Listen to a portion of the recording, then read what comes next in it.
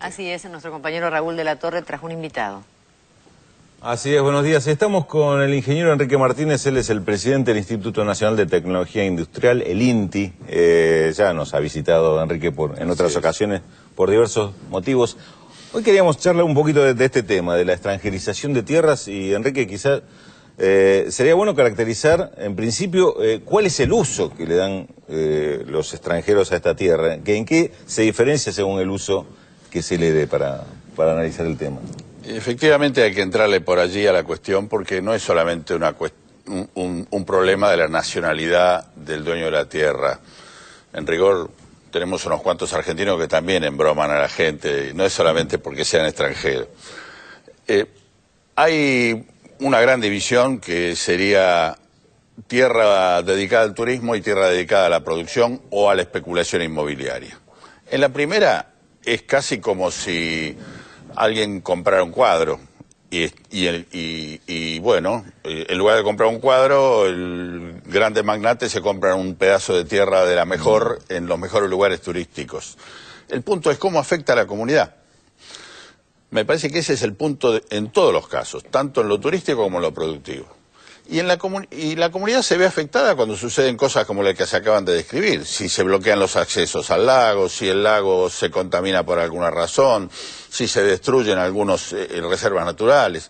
Si sucede algo distinto, en el sentido de que alguien pudiera venir de Estados Unidos o de Inglaterra y hacer una reserva natural y brindarla a la comunidad, podría llegar a ser positivo. Aquí lo que interesa no es tanto la propiedad, sino el uso. Lo que sucede es que el uso habitualmente es de apropiación absolutamente individual y cerrada, y eso es lo que ha complicado toda esta situación. En este caso de Río Negro, inclusive estamos viendo, y lo escuchábamos recién en el informe, que hay una intención mixta, digamos, seguramente comprado como una gran estancia o por lo que significa el lugar en términos turísticos, pero además el propósito de levantar hoteles, de hacer una represa para... Acá hay un proyecto inmobiliario muy pesado que efectivamente va a ser, en última instancia, dañino para una mirada que podamos dar sobre la región, aun cuando haya otra gente que seguramente allá está contenta porque genera algún trabajo. Pero a mí me parece que todo emprendimiento de este tipo,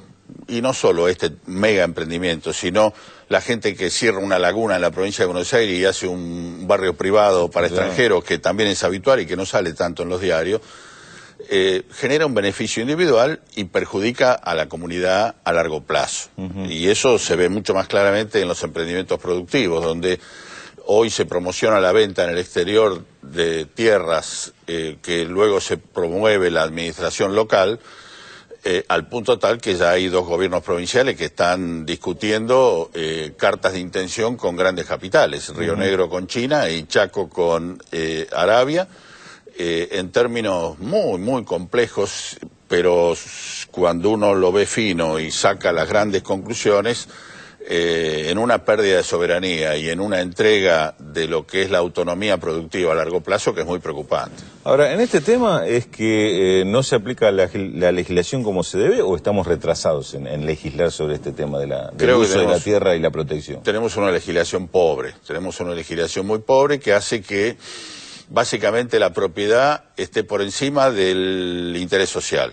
Y entonces el propietario de un terreno en la provincia de Buenos Aires, en cualquier lugar urbano importante, podría hacer un pozo allí y llenarlo de peces, perjudicando a todo su entorno, y nadie podría legalmente establecer algún reclamo.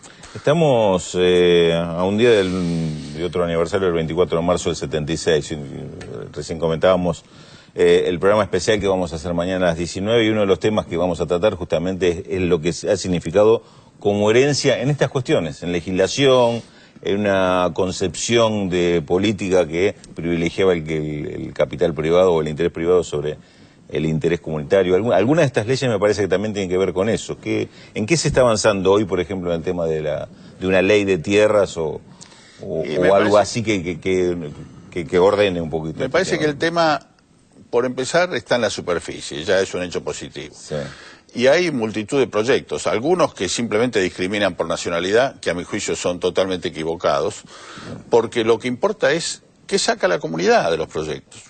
lo que ha sacado de los pools de siembra, lo que ha sacado de emprendimientos como el que recién vimos, son hechos negativos. Bueno, la legislación tiene que ver con eso, con el resultado del destino de la tierra, con considerar a la propiedad de la tierra como un elemento más, pero que en definitiva todo propietario debiera ser administrador de un bien público.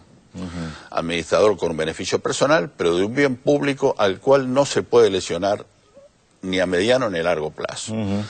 Me parece que esa legislación está faltando, que esa legislación todavía desde el Ejecutivo no se ha terminado de redondear, y los proyectos que aparecen desde la oposición son frágiles, son débiles, tienen que ver simplemente con esto que estamos diciendo en cuanto a que, por ejemplo, la Federación Agraria reclama que se interrumpa el acceso de los extranjeros a la tierra, cuando en rigor los grandes pools de siembra en la Argentina son de capitales nacionales. Por lo tanto, me parece que no se discute la esencia de la cuestión. La esencia tiene que ver con el perjuicio. Exactamente. Hablando de... lo llevo brevemente a otro tema. Hablando de tierras, usos de las tierras, está apareciendo mucho el tema últimamente del trabajo esclavo. Seguramente un tema que no es que no existía antes, sino que, usando sus propios términos, sale a la superficie. Exactamente, se ve ahora. ¿Cómo analiza este fenómeno? ¿Es un excesivo afán de ganancias? ¿Son prácticas habituales para algunos sectores que lo naturalizan? Uno escucha decir, bueno, así se trabaja en el campo, lo que pasa es que ustedes lo de la ciudad no entienden.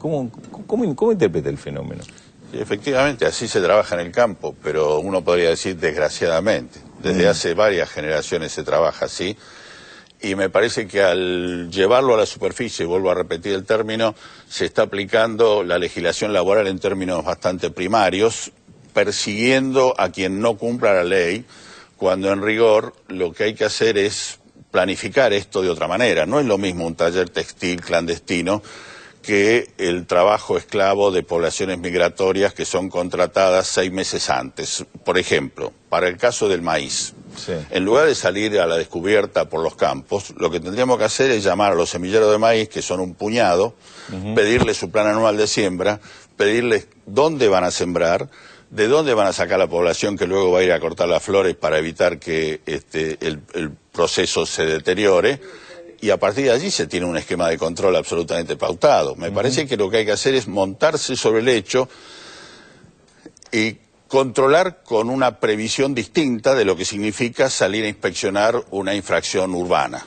Pero además, una vez identificado el origen de las poblaciones migratorias, hay que hacer un trabajo de desarrollo local en esos lugares para que la gente no tenga que irse. Sí, y claro, con eso forzar a los semilleros a que tecnifiquen la tarea. No hay ninguna razón para reclamar que a alguien que hace un trabajo de 15 horas por día en condiciones humanas muy negativas, se lo compense con una ducha y con una comida caliente, a diferencia de lo que hoy hace, y suponer que con eso está todo bien, digamos. Ese trabajo tiene que ser tecnificado. Y hoy hasta contamos con la oposición de los propios migrantes, que creen que se van a quedar sin trabajo. Por lo tanto, hay que hacer un desarrollo en las localidades de los cuales esos migrantes emergen, que no son demasiadas. Son 30, 40 mil personas agrupadas en algunos lugares de Santiago del Estero, de Formosa, de Salta. Hay que trabajar en profundidad en esos lugares, cortar el abastecimiento de mano de obra barata y a la vez forzar a las empresas a tecnificarse. Y todo eso se puede controlar con una planificación que es distinta de la de un taller clandestino. Qué bueno que es hablar con entrevistados que muestran las cuestiones con toda la complejidad que tienen y no simplificando blanco o negro. Ingeniero Enrique Martínez, le agradecemos como siempre la visita y lo comprometemos porque quedaron otros temas en los que sé que está trabajando y nos gustaría compartir.